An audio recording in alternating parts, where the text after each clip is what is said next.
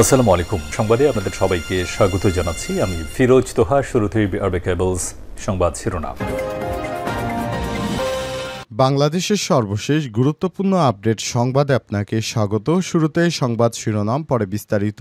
প্রথমেই জানাবো, দেখামাত্র গুলির নির্দেশ, ওয়াকিটকিতে দেয়া সেই বার্তা ফাঁসকারী পুলিশ সদস্য গ্রেপ্তার। চট্টগ্রাম মেট্রোপলিটন পুলিশ সিএমপির কমিশনার হাসিব আজিজের ওয়াকিটকিতে দেয়া বক্তব্য ফাঁস করার অভিযোগে এক পুলিশ কনস্টেবলকে গ্রেপ্তার করা হয়েছে। খুলশী থানা পুলিশ তাকে গ্রেপ্তার করে তার বিরুদ্ধে অফিসিয়ালি সিক্রেটস অ্যাক্টে মামলা দায়ের করা হয়েছে। গ্রেপ্তারকৃত পুলিশ কনস্টেবলের নাম অমি দাস, তিনি পুলিশ টেলিকম ইউনিটের কনস্টেবল।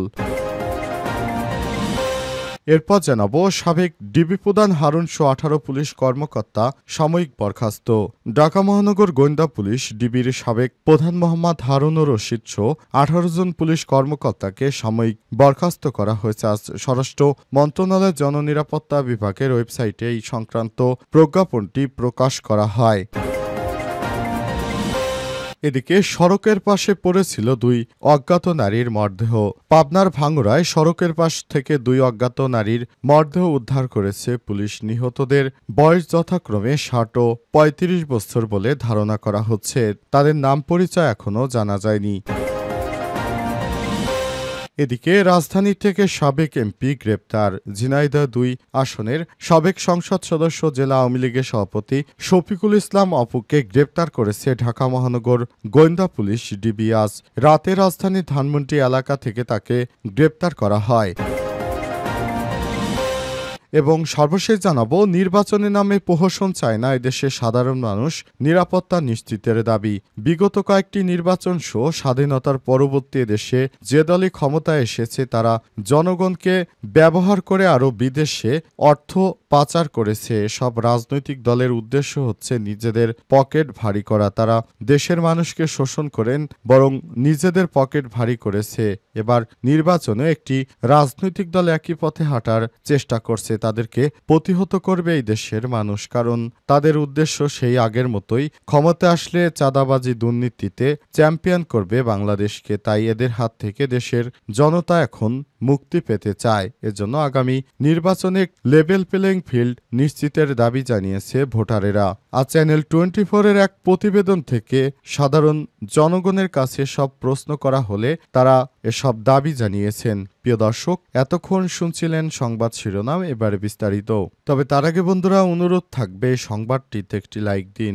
এই চ্যানেলে আপনি নতুন হয়ে থাকলে আমাদের সংবাদটি দেখতে দেখতে চ্যানেলটি সাবস্ক্রাইব করে রাখুন। কমেন্ট করে বন্ধুরা আপনার মূল্যবান মতামত জানিয়ে দিন আপনি বিশ্বের কোন দেশ থেকে বা বাংলাদেশের কোন স্থান থেকে আমাদের সংবাদটি দেখছেন এবং শুনছেন। আর বন্ধুরা, এই সংবাদটি আপনার সোশ্যাল মিডিয়া ফেসবুকে শেয়ার করে বন্ধুদেরও দেখার সুযোগ করে দিন। এবারে বিস্তারিত। দেখামাত্র গুলির নির্দেশ, ওয়াকিটকিতে দেয়া সেই বার্তা ফাঁসকারী পুলিশ সদস্য গ্রেপ্তার। চট্টগ্রাম মেট্রোপলিটন পুলিশ সিএমপির কমিশনার হাসিব আজিজের ওয়াকিটকিতে দেয়া বক্তব্য ফাঁস করার অভিযোগে এক পুলিশ কনস্টেবলকে গ্রেপ্তার করা হয়েছে। আজ রাতে খুলশী থানা পুলিশ তাকে গ্রেপ্তার করে তার বিরুদ্ধে অফিসিয়াল সিক্রেটস অ্যাক্টে মামলা করা হয়েছে। গ্রেপ্তারকৃত পুলিশ কনস্টেবলের নাম অমি দাস, তিনি পুলিশের টেলিকম ইউনিটের কনস্টেবল। তিনি খুলশা থানায় কর্মরত।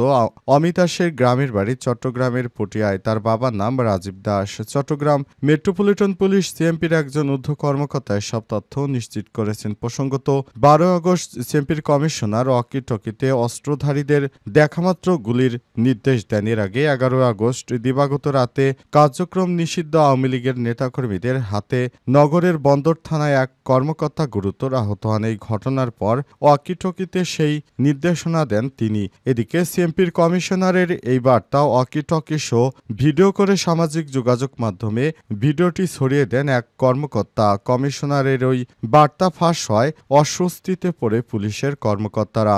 অস্বস্তিতে পড়েন চট্টগ্রাম নগরের শীর্ষ পুলিশ কর্মকর্তারা। নিজেদের গোপনীয়তা এমন বার্তা বাইরে চলে যায়, নড়েচড়ে বসেন তারা। এরপর একাধিক টিম দিয়ে তদন্ত নামে ওই কনস্টেবলকে শনাক্ত করা হয়, যার প্রেক্ষিতে তাকে গ্রেপ্তার করা হয়েছে।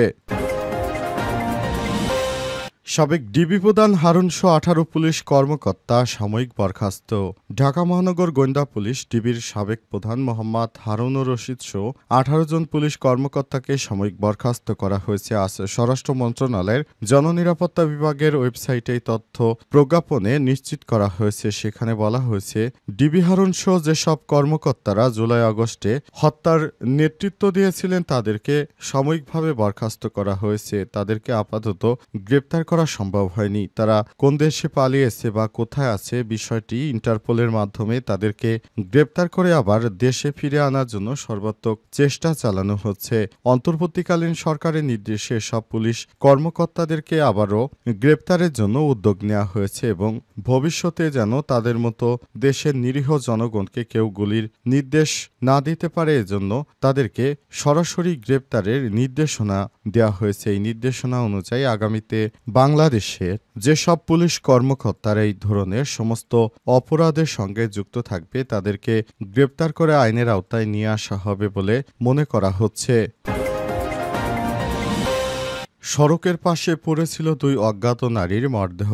পাবনার ভাঙড়ায় সড়কের পাশ থেকে 2 অজ্ঞাত নারীর মরদেহ উদ্ধার করেছে পুলিশ। নিহতদের বয়স যথাক্রমে 60 এবং 35 বলে ধারণা করা হচ্ছে। তাদের নাম পরিচয় এখনও জানা যায়নি। আজ পৌরসভার সাহেবপাড়া এলাকা থেকে মরদেহ 2টি উদ্ধার করা হয়েছে। ভাঙড়া থানার ভারপ্রাপ্ত কর্মকর্তা ওসি শফিকুল ইসলাম এই তথ্য নিশ্চিত করেছেন। স্থানীয়রা জানায়, ভোরে সড়কের পাশে মরদেহ পড়ে থাকতে দেখতে পান তারা। পরে তারা থানায় খবর পাঠায়। পরে ভাঙড়া থানা পুলিশ ঘটনাস্থলে এসে মরদেহগুলো উদ্ধার করে। ধারণা করা হচ্ছে রাতে দ্রুতগামী কোনো গাড়ি তাদের ধাক্কা দিলে ঘটনাস্থলেই তারা মারা যান। নিহত 2 নারী এলাকায় ভিক্ষাবৃত্তি করতেন এমনটাই মনে করা হচ্ছে।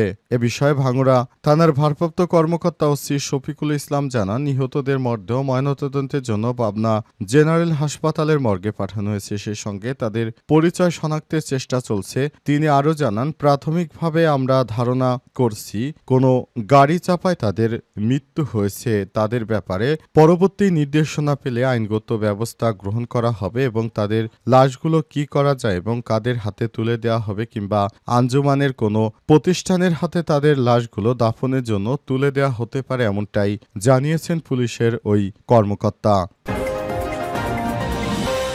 নির্বাচনের নামে প্রহসন চায় না সাধারণ মানুষ, নিরাপত্তা নিশ্চিতের দাবি।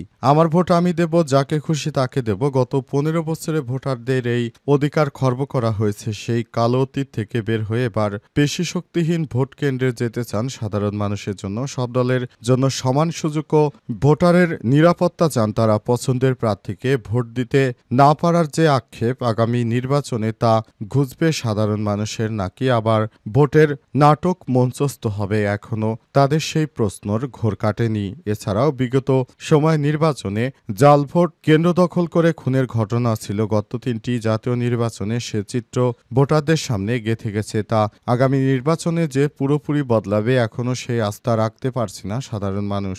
দীর্ঘ বিরতির পর নির্বাচনী ডামাডোল আবারও চায়ের কাপে ঝড় তুলেছে। আড্ডায় আলাপ প্রত্যাশা আর বাস্তবতায় ব্যবচ্ছেদ চলছে। তাই এবার রাজনৈতিকগুলোর জবাবদিহিতা আর প্রার্থীদের স্বচ্ছতা কাজ দিয়ে দেখতে চান ভোটারেরা।